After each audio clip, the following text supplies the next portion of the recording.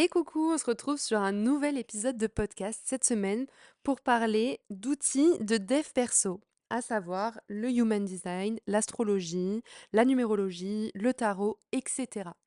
On m'a demandé, suite aux épisodes de podcast que j'ai fait et les petits coups de gueule sur les rituels, on m'a demandé ce que j'en pensais. Parce que vous avez eu l'impression que j'étais un peu en rejet de tout ça. Mais non, encore une fois, donc je vais remettre les choses dans leur contexte. Je ne rejette absolument pas tous ces outils. Pour moi, ils sont importants, ils ont leur rôle à jouer. Cependant, c'est ce que l'on a fait des outils et comment on les a un petit peu travestis ou comment on les utilise à l'heure actuelle qui me dérange fortement. Pourquoi? Parce que pour moi, ça va à l'encontre de ce que je prône. Vous le savez, je prône vraiment le pouvoir personnel de revenir à son essence, de descendre dans son cœur, d'émaner une fréquence vibratoire énergétique qui soit élevée pour réaliser et matérialiser des choses incroyables dans sa vie. Et ça passe par un travail sur soi, de connaissance de soi. Donc, je ne peux pas être en rejet de tous ces outils parce qu'ils sont, pour moi, pas indispensables, mais ce sont de bons appuis sur lesquels, ce sont de bons outils sur lesquels on peut s'appuyer. Ça, clairement, c'est indéniable. Par contre, je vais rentrer direct dans le vif du sujet. Tous les gens qui se définissent et qui se trouvent des excuses à travers ces outils-là, eux, j'ai un problème avec ce qu'ils en font. Donc c'est pas l'outil qui est un problème, c'est ce que tu en fais qui peut être un problème. Parce qu'il y a beaucoup de gens qui sont en quête de sens, encore une fois, qui sont un petit peu perdus dans leur vie et qui cherchent à se raccrocher à des réponses. Et donc, ils vont faire des voyances, des tarots, des libérations, enfin, plein de choses, des activations. Ils vont se renseigner en HD, en astro, en numéro. Ok, très bien. Et en fait, le problème, c'est qu'ils vont se mettre dans une case. C'est que ces gens-là, ils vont juste prendre tous ces outils-là, ils vont se dire «Ah, mais ça me définit, je comprends pourquoi je suis comme ça». Et en fait, ils vont juste confirmer qui ils sont. Ça va juste pas leur donner le pouvoir de reprendre les choses en main, en fait. Parce qu'ils vont se dire «Ah, mais c'est dans ma charte, donc c'est que je suis comme ça». Et donc, en fait, ils s'en servent comme une excuse pour rester la personne qu'ils sont. Et ne pas évoluer, ne pas changer. Parce qu'ils ont l'impression que c'est figé dans le marbre. Et comme c'est écrit noir sur blanc, bah surtout, en fait, on va pas le changer parce que c'est moi, c'est qui je suis. Donc, en fait, ils se définissent à travers quelque chose d'extérieur, à travers un outil, parce que ça les arrange en fait, parce qu'ils n'ont pas besoin de faire ce travail-là sur eux, d'aller changer les choses, et ils préfèrent le prendre comme une excuse et se dire bah, je suis comme ça, au final, bah, ça m'excuse, c'est exactement la raison pour laquelle j'arrive pas à m'exprimer parce que j'ai un blocage au niveau de la voix. Exemple. Bah non en fait, c'est justement là où tu dois travailler. Tu vois? Donc c'est encore une fois, ces outils peuvent être excellents comme ils peuvent être destructeurs ou du moins ils peuvent participer à ta stagnation et t'empêcher d'atteindre ton prochain niveau. Dans mon cas, pour vous expliquer un petit peu comment ça s'est passé, et je pense que ça a été très chouette de le vivre comme ça, c'est que j'ai cheminé d'abord à savoir qui j'étais, ce que je voulais et ouais, ce qui me définissait. J'ai vraiment cheminé à essayer de me comprendre, comprendre un petit peu mes mécanismes, ce qui se jouait en moi avant de tomber dans tous ces outils-là. C'est-à-dire que j'ai découvert tardivement ces outils, il y a quelques années maintenant, où je me suis dit, bah tiens, c'est intéressant.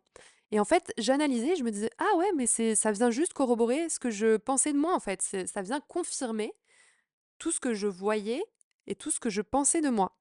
Et donc, dans ce sens-là, en fait, ça a été chouette parce que je savais déjà qui j'étais. Je me suis pas définie en mode je cherche à savoir qui je suis, c'est un outil qui va me dire qui je suis. Non. Déjà, il y avait un premier step de j'ai fait la démarche et ensuite l'outil est venu confirmer. Maintenant, j'aurais pu en rester là en me disant l'outil confirme encore une fois qui je suis, donc je n'ai pas la capacité et le pouvoir de changer les choses. Bon, vous me connaissez, hein, je vais à l'opposé de ça. Je suis le genre de personne qui va justement démonter un petit peu tout ça et se dire non, moi je sais que j'ai le pouvoir de changer les choses et qu'en fait c'est pas une charte, un guide en human design ou une voyance qui va déterminer qui je suis, ma vie et mon pouvoir. Pas du tout. Mais sachant qu'en fait il y a des choses qui sont écrites, que l'on peut voir, que l'on peut soulever dans qui l'on est, enfin qu'il y a des grandes caractéristiques, ça te permet d'avoir conscience, et donc on en revient à l'épisode précédent où je vous parlais de la conscience, ça peut t'aider à mettre de la conscience sur ce qui éventuellement peut te retenir et t'empêcher de te réaliser, parce que effectivement c'est quelque chose qui est dans ta programmation, on va dire, qui fait de toi la personne que tu es, mais que du coup tu peux changer. Et c'est là où c'est important de le prendre en considération. Donc je vous invite vraiment, quand vous utilisez tous ces outils-là, à les prendre et à avoir un certain recul. C'est-à-dire de vous dire, ok, ça confirme ou non ce que je suis, qui je suis, mais qu'est-ce que je peux en faire de ça en fait maintenant?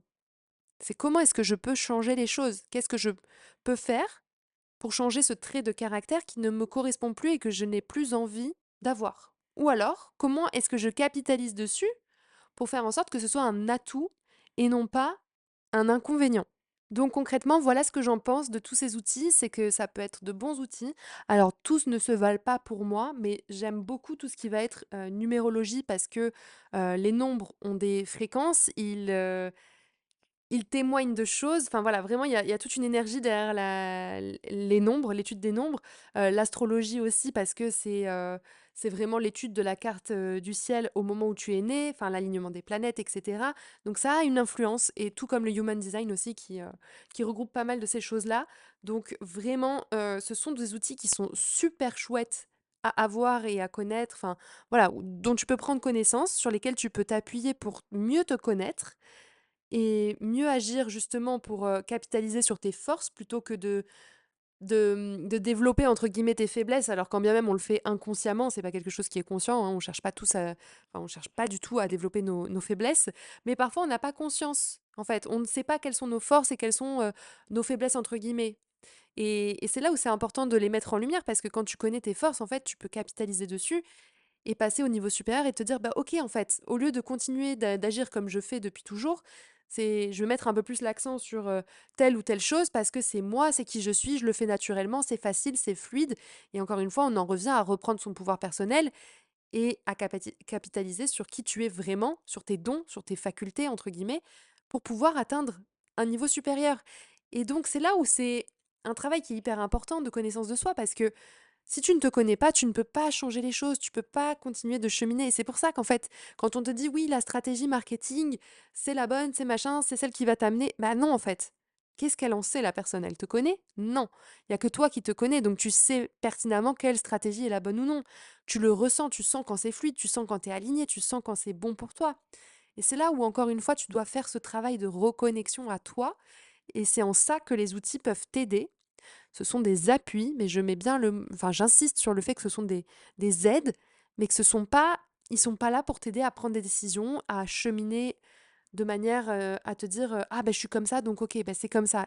En fait ce ne sont pas des justifications à qui tu es, ce sont juste des aides pour t'aider à voir les choses en face et pouvoir jouer avec tes traits de caractère et vraiment insister sur tes forces pour te développer et développer ta vie et ton business.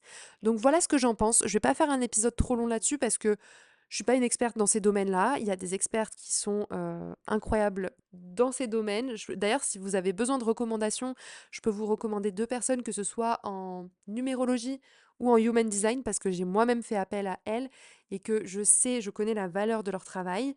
Donc n'hésitez pas, si vous avez besoin, encore une fois, vous pouvez me contacter sur Instagram et je vous donnerai leur compte. Mais voilà, c'est vraiment mon avis et je suis pas du tout en rejet, parce que quand je parlais des rituels et tout ça, oui, et quand je te dis la lune, il faut faire le rituel parce que elle est à 45 degrés du soleil et que Neptune est voilà. Non, en fait, c'est pas ça qui va changer ta vie, encore une fois. C'est se connaître, qui tu es en profondeur, et à chaque instant, c'est réaliser que tu peux changer ta vie et que tu as pas besoin d'attendre un rituel, d'utiliser un outil en particulier à un moment donné, parce que c'est pas ça qui va changer ta vie. Ce qui va changer ta vie, c'est ta volonté de vouloir la changer. Tu décides. C'est une décision, un choix que tu prends de changer ta vie radicalement en te disant bah ok, maintenant je vais faire le taf sur moi pour comprendre qui je suis et vraiment aller soulever un petit peu les masques et conditionnements, me reconnecter à moi, comprendre qui je suis, comment je fonctionne, pour pouvoir faire les choses en conscience et en connaissance de cause et capitaliser encore une fois sur tes forces, sur qui tu es et le partager au monde parce que le monde a besoin de ton unicité, le monde a besoin de tes facultés parce que tu as des talents que d'autres n'ont pas, que tu as besoin de découvrir avant toute chose parce que tu ne peux pas transmettre ce dont tu n'as pas conscience encore une fois et c'est pour ça que je parle beaucoup de conscience et c'est en ça que ces outils peuvent t'aider et t'accompagner dans ton cheminement de reconnexion à toi. Voilà, je vous laisse. Si vous avez des questions encore une fois ou que vous voulez me faire part de remarques ou de votre avis, n'hésitez pas à me contacter sur mon compte Instagram où je suis présente tous les jours. Et si tu as besoin d'un coaching one-one offert pour avoir ton plan d'action, pour cheminer en conscience, pour te reconnecter et savoir sur quelle force capitaliser, n'hésite pas à m'écrire sur Insta, je te l'offrirai avec grand plaisir si tu es déterminé à changer et à passer au niveau supérieur dans ta vie et ton business. Je vous fais des bisous, à la semaine prochaine.